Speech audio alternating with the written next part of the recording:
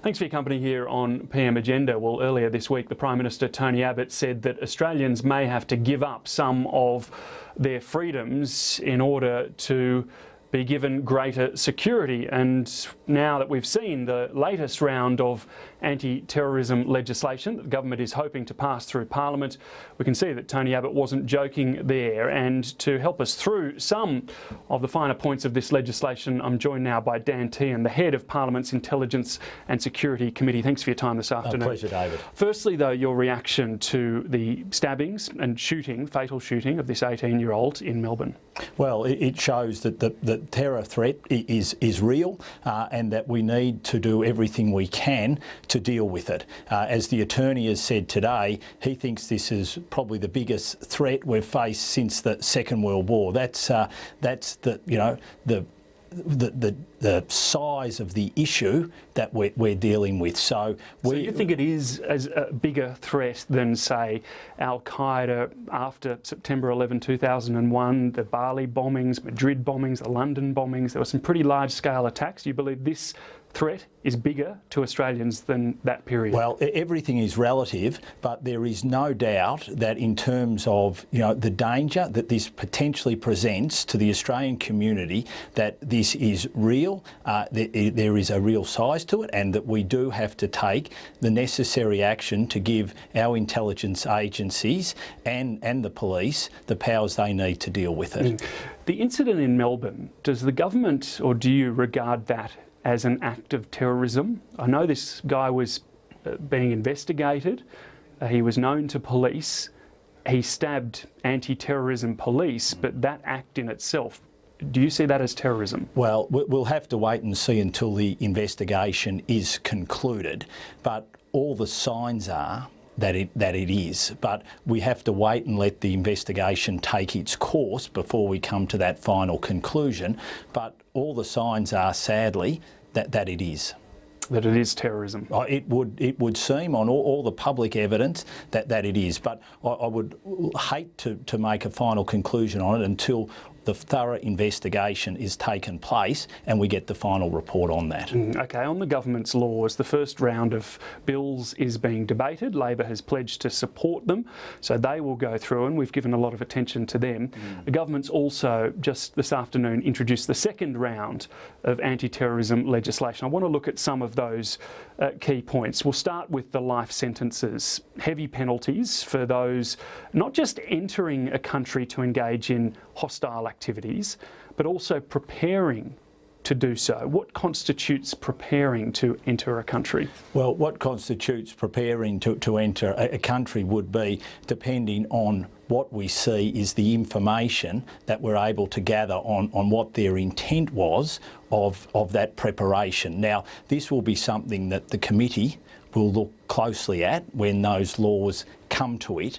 But from what I have seen and the detail that I've been explained, that if you are preparing to go over to those countries and to join a terrorist organisation, then that is the type of activity which would be caught by this type of condition. So what, you buy a ticket, for example, that may constitute preparing? I think it would be more than that. There would have to be a level of detail there which clearly shows that your intent is to not only go to that country and go to an area which is known to have terrorist activities, but also probably contact with terrorist organisations or to someone who is known to facilitate that type of activity. What about this one, a life sentence for allowing the use of buildings, vessels, aircraft for uses relating to these sort of activity?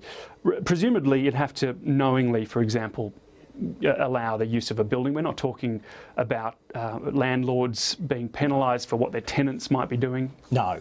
I mean, what we're doing here is those people who are actively encouraging or actively pursuing or actively being involved in facilitating terrorist activities. And what we have to do is we've got to fight this as best we can, because what we're seeing is a lot of these people are young and they are being radicalised and indoctrinated by people who are using them for these terrorist purposes. And so what we want to do is not only deal, obviously, those who are committing the terrorist acts, but those who are actively facilitating it as well. The laws would also see operations that are already covert becoming more covert, if you like. For example, homes being searched, items seized without the knowledge of the owner of those homes, also passports cancelled without notification of the suspect.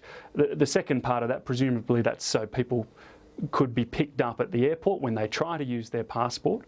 What about the homes though? Why do we need to have agents and officers searching our homes without telling us they're doing that? Well, there are operational matters which really involve, especially when you need to protect, that you need to be able to do some of these things, and these things will only be done on rarely, but they will be done where it is absolutely necessary, because sometimes the agencies need to carry out these activities to be able to protect themselves and others. And would that need oversight, approval from the Minister? Because who's watching the watches? Well, this is something that the committee will be looking at, and this is why the attorney is referring this bill to the committee. I'm sure that this will be something that the committee is very keen to discuss with the Attorney General's office, with the intelligence agencies, and with the Federal Police. Yeah, and Labor has pledged cooperation in fast-tracking that committee process to actually get these laws, in whatever form they end up, through as quickly as possible. They have, and look, the bipartisan approach which the committee has taken with the first tranche of legislation, I think everyone has respected the way both the political parties have undertaken that, and as chair of the committee, I'm very keen for us to take a similar bipartisan approach with this next tranche of legislation. Just want to look at the no-go zones. Now, it was initially reported that this would see a reversal of the onus of proof. Now, it doesn't do that. No. It does, though, increase the evidentiary burden on citizens. So if they go to, say, Iraq or Syria, if they are declared a no-go zone, they'd have to give a reason for going there, either humanitarian purposes, visiting family, helping family, or perhaps being a journalist. Then the burden, as I understand it, would be on the prosecution to disprove that excuse, if you like. Is that right? That's my understanding of it. Once again, this will be something that we'll be very keen to examine and go through the detail and talk to the legal experts on it. But your summation of it, as I understand it, is correct. And look, no one likes everything that's being done here, but we are facing a situation where we need to make sure that our intelligence agencies have the ability to deal with this problem. And the problem is we have young people going overseas to these areas, being radicalised, and then coming back seeking to harm Australians. So these laws are about doing everything we can to prevent that happening, to make that step extremely difficult for those people. And what about the crime of advocating terrorism? Some criticism today that is just too broad. You get 5 years imprisonment, up to 5 years for it. We're not talking about incitement or planning a terrorism attack, advocating terrorism. Is that something that you're able to sort of explain what could constitute advocating terrorism? Well, look, one of the things that we're seeing very clearly is that these young people aren't just doing this of their own volition, that there are people there who are leading them down this path, and they're the people that we have to be able to deal with as well. So this is about sending them a clear message that type of behaviour won't be tolerated. Now, where you draw the line on this and the legal niceties of it, once again, I'm sure this will be something that the committee is very keen to look at. And just very briefly, what about the backlash? We heard some Islamic leaders today saying that there had been threats made against major mosques in Sydney, including bomb threats. Look, I would just appeal to everyone in the Australian community to stay calm. Violence, is abhorrent. of any type of any kind. And what we want to see is we use our values, our Australian values, in dealing with this threat, with dealing with the type of action that we saw last night. Because if we succumb to their values, we have lost this battle. We must fight this terrorist activity with our Australian values. That is the key to us responding to this.